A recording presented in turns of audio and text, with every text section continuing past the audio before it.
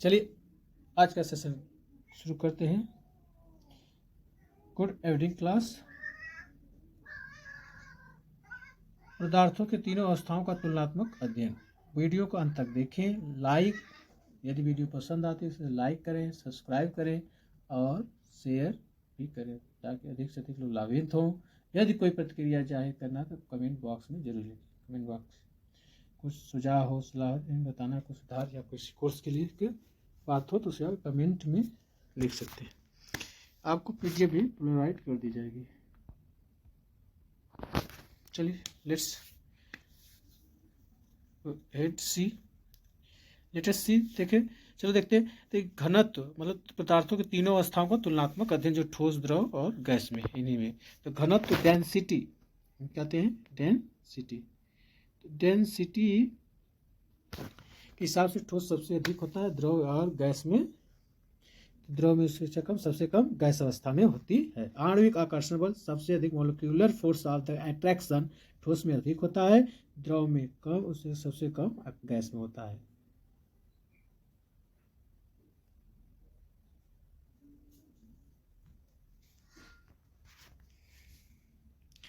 आंतरिक आणविक स्थान देखिए, इंटरमोलिकुलर स्पेस, गैस, द्रव, ठोस।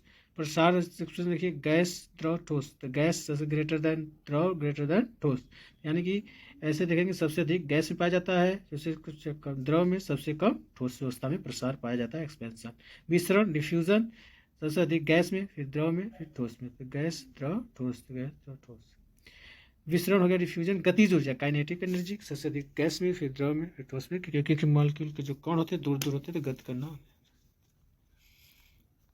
सबसे ज़्यादा तेज गति करेंगे और गतिज ऊर्जा अधिक उत्पन्न होती है। से हो गया। तो अब देखिए गैस, द्रव, ठोस। गैस, द्रव, ठोस, सबसे अधिक गैस, कम दो है, सबसे कम ठोस अवस्था में।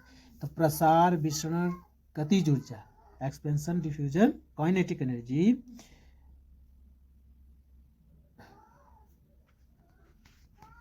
में देखिए सब गैस सबसे अधिक है, ठोस सबसे कम है।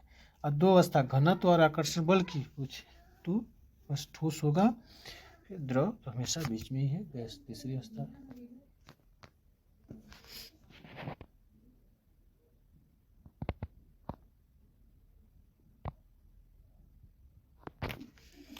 ठोस की चौथी अवस्था है प्लाज्मा। प्लाज्मा कोई निश्चित आकार या निश्चित आयतन नहीं होता। प्लाज्मा का कोई निश्चित आकार या निश्चित आयतन नहीं होता। यह पदार्थ की चौथी अवस्था होती है। यह पदार्थ की चौथी अवस्था होती है। प्लाज्मा गैसों की आयनीकृत यानी लोनाइज्ड अवस्था है, जिसमें प्लाज्मा गैसों की आयनीकृत अवस्था है, जिसमें धनावेशित आयनों, positively charge ions, positively charged ions, धनावेशित आयनों, तथा ऋणावेशित इलेक्ट्रॉनों, निगेटिवली चार्ज्ड इलेक्ट्रॉन्स, की संख्या बराबर होती है। प्लाज्मा में गैसीय आयनीकृत, जिसमें धनावेशित आयनों की संख्या तथा ऋणावेशित इलेक्ट्रॉनों यानी निगेटिवली चार्ज इलेक्ट्रॉन्स की संख्या बराबर होती है। सूर्य और तारों के ऊष्मा या ऊर्जा प्लाज्मा अवस्था के कारण होती है। सूर्य और तारों की ऊष्मा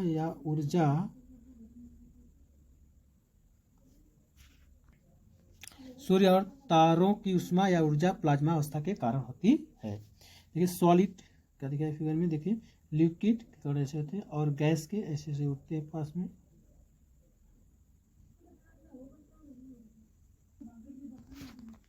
बोस-आइंस्टीन कंडेंसेट पदार्थ की ये पांचवी अवस्था है। वर्ष 1920 में भारतीय भौतिक वैज्ञानिक सत्येंद्र नाथ बोस ने पदार्थ की पांचवी अवस्था, फिफ्थ स्टेट ऑफ मैटर के लिए कुछ गणनाएं की।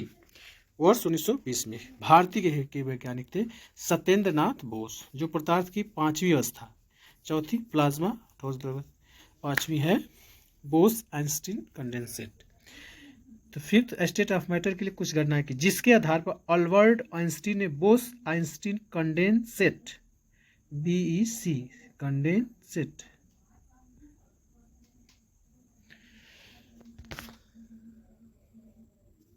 इसके आधार कंडेंसेट बीईसी के रूप में द्रव्य की पांचवी अवस्था की भविष्यवाणी की। तो ये बीईसी का फुल फॉर्म पूछ दे तो उसको देखना है, बोस आइंस्टीन कंडेंसेट होता है।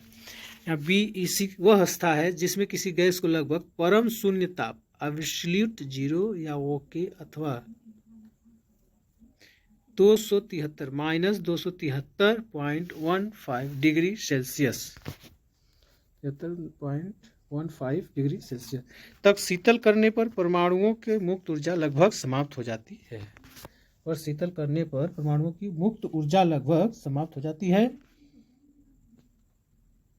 पूछेगा बोस आइंस्टीन कंडेंसेट 1900 कब हो जाएगा? 1920 में सत्येंद्रनाथ बोस ने पता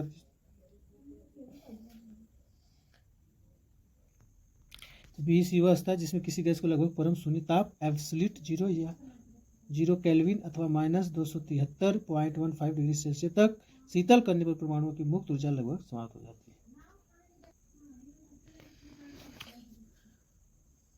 पदार्थों में दो प्रकार का परिवर्तन होता है। पहला भौतिक परिवर्तन फिजिकल चेंज, भौतिक परिवर्तन फिजिकल चेंज। रासायनिक परिवर्तन केमिकल चेंज, रासायनिक परिवर्तन केमिकल चेंज। भौतिक परिवर्तन फिजिकल चेंज के बारे में देखें। भौतिक परिवर्तन यह एक अस्थायी परिवर्तन है। इस परिवर्तन में कोई भी पदार्थ परिवर्तित होने के बाद पुनः अपनी पूर्व अवस्था में आ जाता है। भौतिक परिवर्तन यह एक अस्थायी परिवर्तन है। परिवर्तन में कोई पदार्थ परिवर्तित होने के बाद पुनः अपनी अवस्था में आ जाता है, भौतिक परिवर्तन कहलाता है। रासायनिक परिवर्तन केमिकल चेंज क्या होता है? वह अस्थायी परिवर्तन है। इस परिवर्तन में कोई भी पदार्थ यह अस्थायी परिवर्तन है। इस परिवर्तन में कोई भी पदार्थ परिवर्तित होने के बाद पुनः अपनी पूर्वावस्था में नहीं आता है, रासायनिक परिवर्तन कहलाता है। अपनी पूर्वावस्था में न आए। कुछ एग्जाम्पल्स हैं, उदाहरण हैं, उनके देख लो। एग्जाम में पूछता रहता है, दे देता है, उसको बिल्कुल सही है, उस पर सही मानना रहता है। जैसे भौतिक परिवर्तन फिजिकल चेंज, इसमें पूछता है। और रासायनिक परिवर्तन दोनों साथ में देखेंगे। तो भौतिक परिवर्तन फिजिकल चेंज में मोमबत्ती का पिघलना, अगर मोमबत्ती का जलना रासायनिक परिवर्तन है कि वो पुनः अपनी अवस्था में नहीं आता है। भौतिक परिवर्तन जो अपनी अवस्था में पुनः आ जाता है। तो मोमबत्ती का पिघलना, मोमबत्ती का पिघलना भौतिक परिवर्तन है। लेकिन रासायनिक परिवर्तन मोमबत्ती का जलना, जला के फिर बना सकते। इसमें अस्थायी जल गई तो अब पिघल गई तो उसको फिर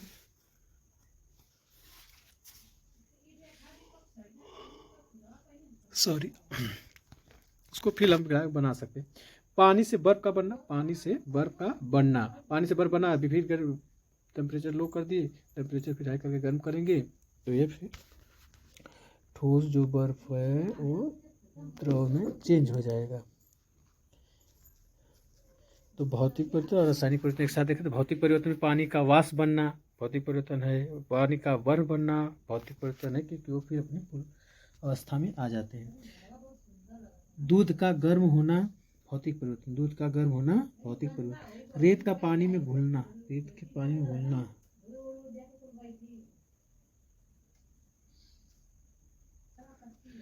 भौतिक परिवर्तन। फिजिकल चेंज में मोमबत्ती का पिघलना, पानी से बर्फ का बनना, पानी का वाष्प बनाना, दूध का गर्म होना भौतिक परिवर्तन है। रेत का पानी में घुलना भौतिक परिवर्तन है, रेत का पानी में घुलना। कागज का फटना भौतिक परिवर्तन है, कागज का फटना भौतिक परिवर्तन है।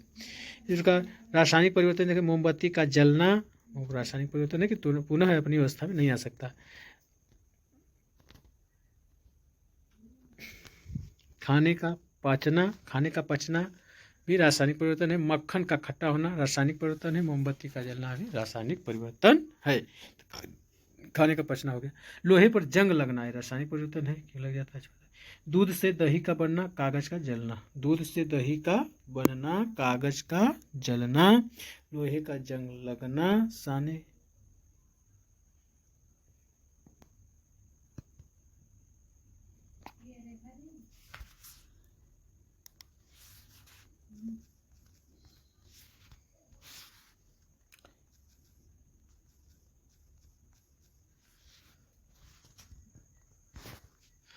रासायनिक परिवर्तन केमिकल चेंज, मोमबत्ती का जलना, मक्खन का खट्टा होना हल्का खट्टा होना रासायनिक परिवर्तन। खाने का पचना रासायनिक परिवर्तन, खाने का पचना रासायनिक परिवर्तन। लोहे पर जंग लगना, लोहे पर जंग लगना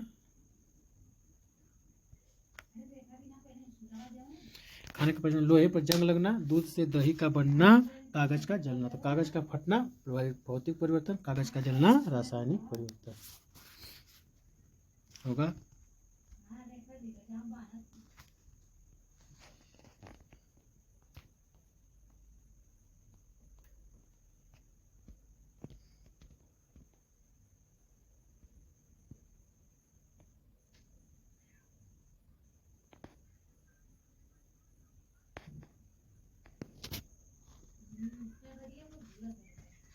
देख सकते हैं ये है मोमबत्ती का जलना।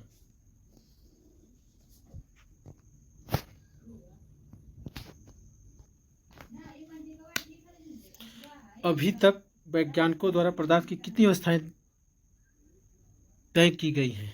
अभी तक वैज्ञानिकों द्वारा पदार्थ की कितनी अवस्थाएं तय की गई हैं? आप क्वेश्चन कर लेते हैं प्रैक्टिस से। तो अभी तक प्रीवियस पेपर, अभी तक वैज्ञानिकों द्वारा पदार्थ की कितनी अवस्थाएं तय की गई हैं? तो अभी तक तो 5 अवस्थाएं। कितनी? 5 अवस्थाएं। कौन कौन? ठोस, द्रव, gas, solid, liquid, gas, plasma and ठोस, आइंस्टीन कंडेंसेट। में विसरण अत्यधिक तीव्रता से, किसमें विसरण सबसे अधिक होता है? गैस में विसरण सबसे अधिक होता है। फ्यूजन कई चीज आता है, सब में अधिक होता है। तो किसमें होगा? सबसे अधिक गैसों में। यदि अमोनिया गैस तो कपूर, यदि अमोनिया गैस तो कपूर क्या है? तो कपूर विसरण अधिक तीव्रता से होता है। तो विसरण सबसे अधिक तीव्रता में किसमें होता है? तो हो जाएगा आपका गैसों में। यह पैसों में हो गया, सॉरी स्प्रिंटिंग है, गैसों में। यदि अमोनिया गैस तो कपूर है, तो अमोनिया गैस है तो कपूर क्या है? तो गैस ठोस है, तरल है, अर्ध ठोस, तो कपूर ठोस है।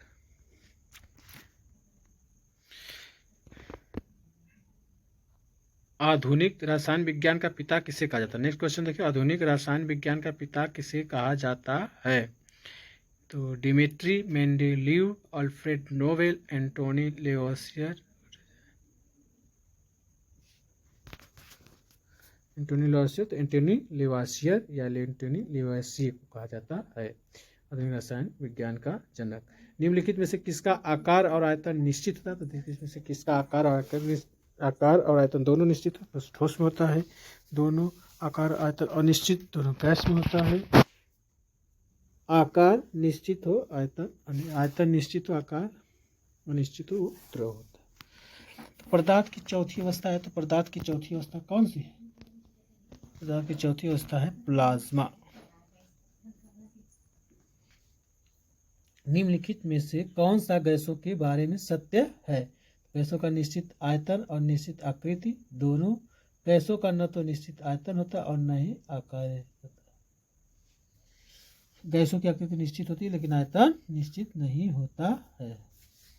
ये कौन सा गैसों के बारे में सत्य है?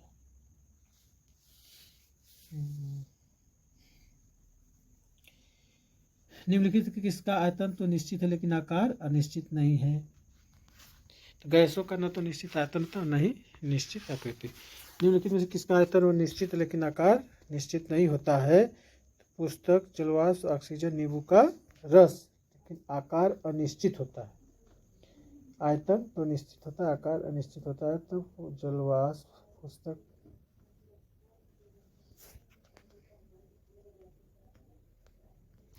पुस्तक, जलवाष्प, ऑक्सीजन, नींबू का रस, इसमें आयतन तो निश्चित है लेकिन आकार अनिश्चित है। जलवाष्प,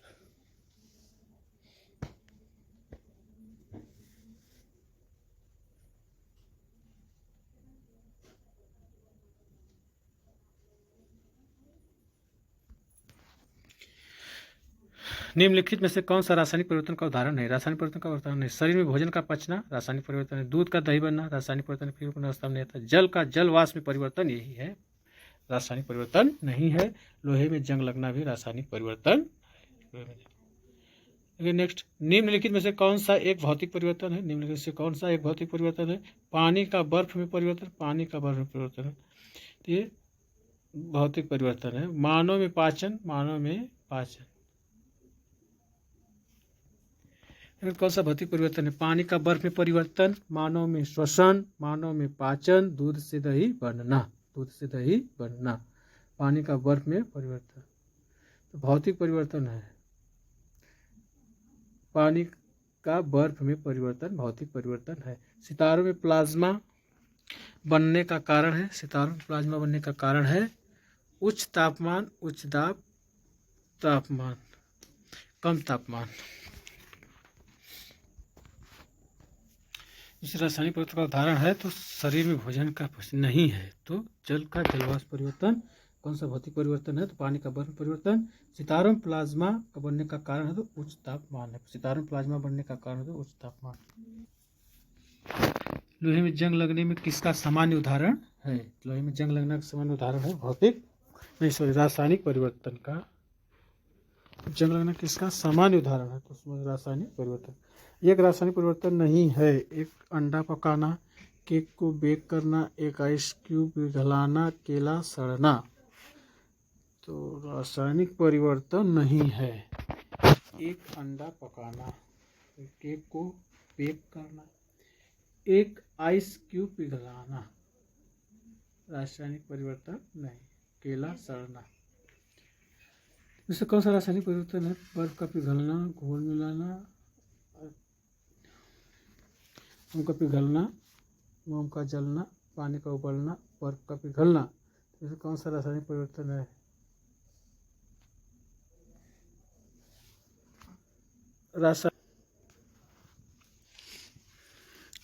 पिघलाना।